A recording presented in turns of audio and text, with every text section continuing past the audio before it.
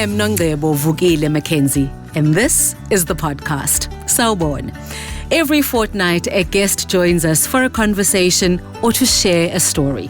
It's a pleasure to share these with you and to have you with us. Welcome, Ngiyakwamukela, to another episode of Nongebo Mackenzie, the podcast.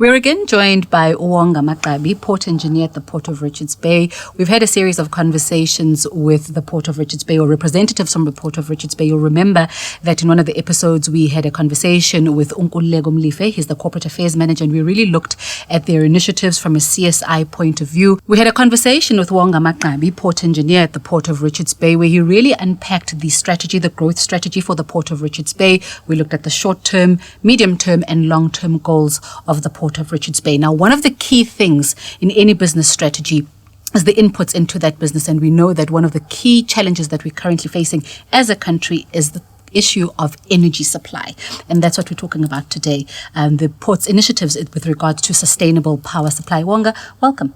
Thank you for coming again, Nongebo.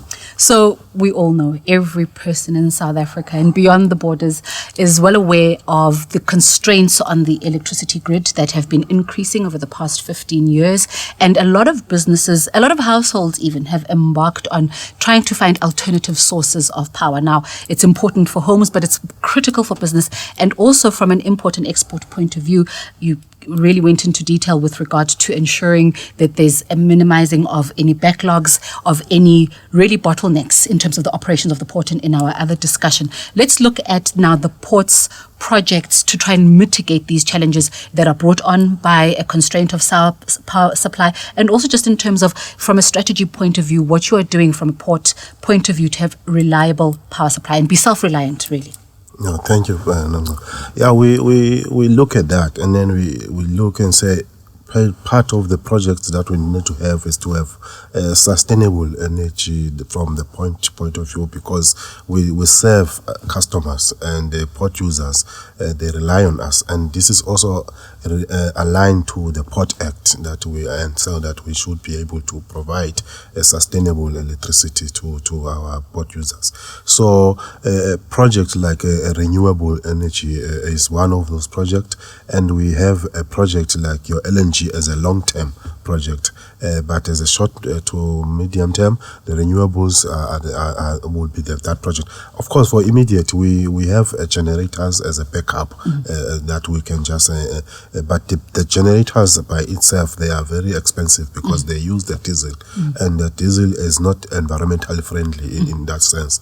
So the renewables then assist in this regard in terms of they much cheaper than the diesel, and they are also much environmental friendly because they use like I say your solar panels, they use sunlight, and then that's the plan that we will have this, and they have a capacity of 20 megawatts, and this is a project that we have already embarked on. It has been already awarded to a service provider, and we are just now in the final terms of the what you call it, signing of contracts and so forth. So in the next few months they will be starting embarking on this, and where they will do some obviously environmental assessment impacts and so forth. And yeah, this is very exciting for us, as you understand, as in your intro, that the load shedding has been something that we live in, and this will really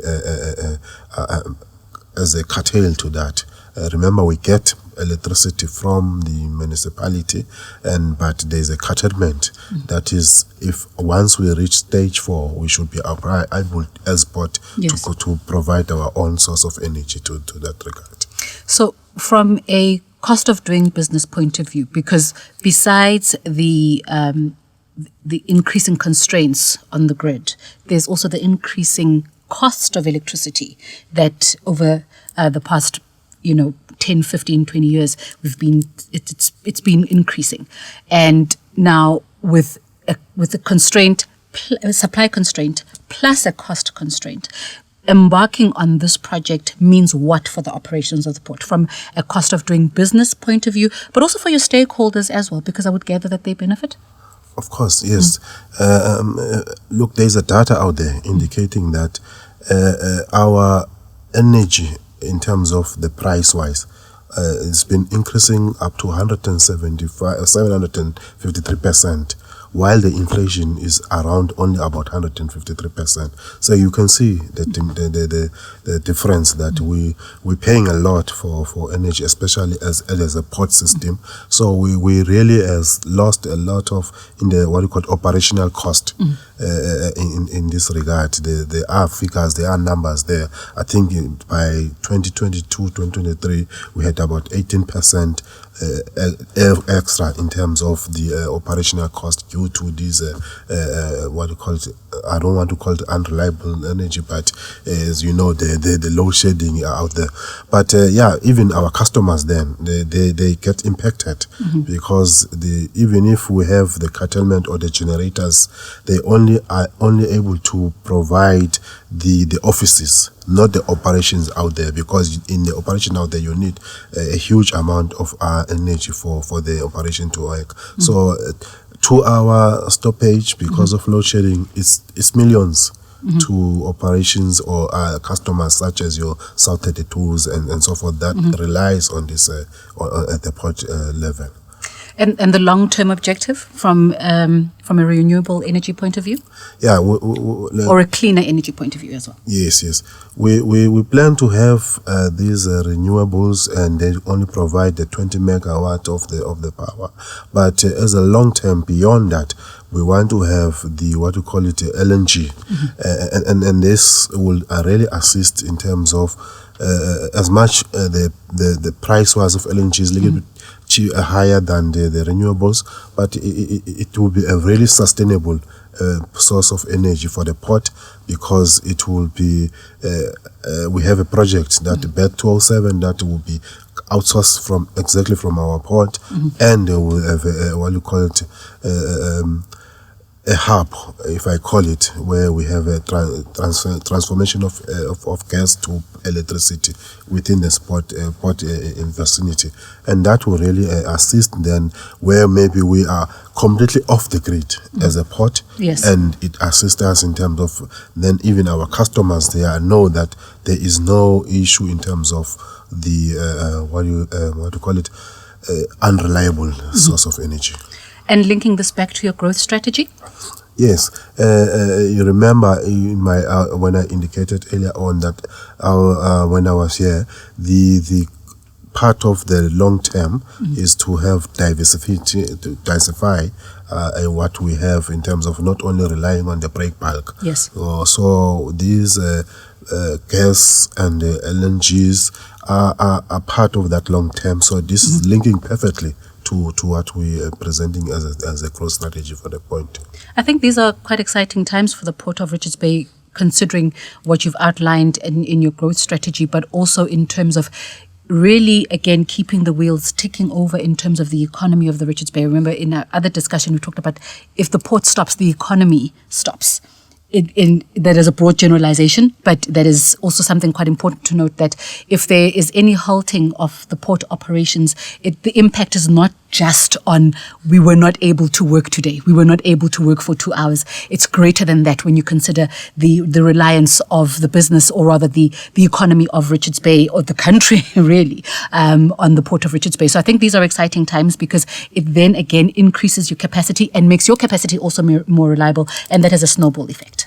It is really exciting times for our port, and we are excited to be part of this journey as the current management of the port, because come 20 years from now, you will see a different port. We have a leadership where we say we want to make Richards Bay great again, and this is the start. And we are really as a current leadership. I know maybe in 20 years' time we will not be part of the fruit that will be bad, but we will know that we were the water that planted those trees, and I'm really excited, and I want the community out there to take these opportunities.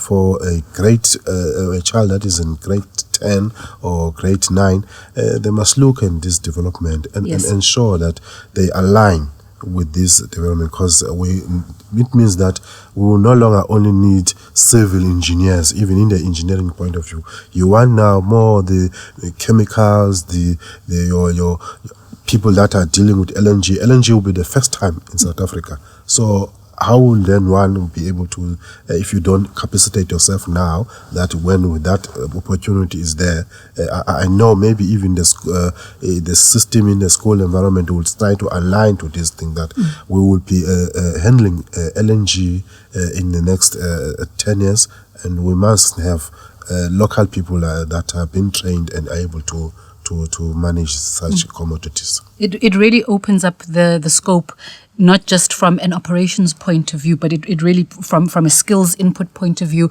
From, as you say, I mean, it will be the first in South Africa, so that changes the game altogether, and the Port of Richards Bay will be the game changer. Exactly, and remember, these projects are also look as what we have in terms of the climate change. Yes, we having the climate change issues, and projects like this, they are already looking in those things, that should we not be, how can we be friendly to our environment, or that we are not impacting in this. I think for those people that are in Durban, they will realize that 2 years or 3 years back, we had major storms, and the port for 2 days or so, it was not on operations, and was not the port's fault, but the climate change effect. Yes. And these projects are looking that as this well. That's why I say, in terms of our cross strategy, we look what is impacting the climate, and how do we then impact and ensure that we come up with very friendly environmental projects. Wonga, these conversations have been very, very insightful, and we hope to stay abreast of the developments as you move towards achieving these goals. But thank you so much for taking time out of your schedule to come and share these with us. And I'm sure that for the people that will get to listen to these conversations and get an insight, it will also broaden their perspective of the Port of Richards Bay. So thank you very much. Much appreciated. Thank you, Nongoma. Thank you for joining us on this episode of the podcast. Remember, you can like the episode and share the podcast link, as well as listen to more episodes on the channel. Subscribe to the channel for more. Siyabonga. Thank you for listening.